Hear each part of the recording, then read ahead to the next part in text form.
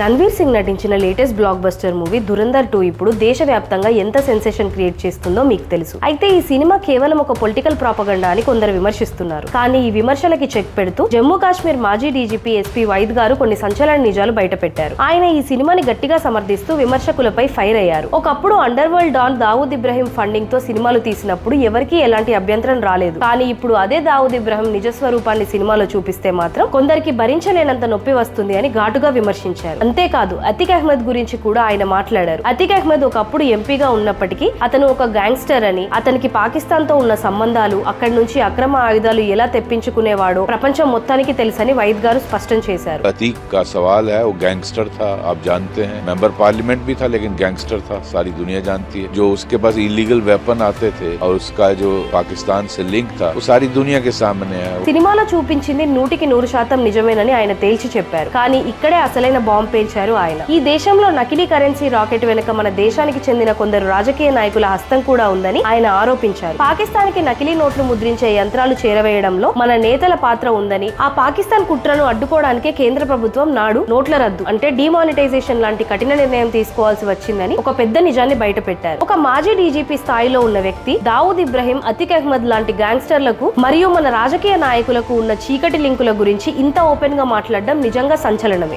Currency का racket है, हमारे ही यहाँ के पॉलिटिशियन उसमें इन्वॉल्व थे, जो पाकिस्तान को मशीन देने में जिनका हाथ था. अभी तो नोटबंदी की गई. दाऊद इब्राहिम के बारे में, अतीक अहमद के बारे में क्या उसमें गलत है? నిజంగానే మన రాజకీయ వ్యవస్థలో అంత లోపం ఉందంటారా? ఆ నాయకులు ఎవరై ఉంటారు? ఎస్పీ వైద్ గారి షాకింగ్ కామెంట్స్ పై మీ అభిప్రాయం ఏంటో కామెంట్స్ లో చెప్పండి. ఇలాంటి నిజాలు అందరికీ తెలియాలంటే ఈ వీడియోను లైక్ చేసి షేర్ చేయండి. జై హింద్. ఈ విషయం గురించి ఇంకా క్లియర్ గా తెలుసుకోవాలంటే ఫుల్ వీడియో చూడండి.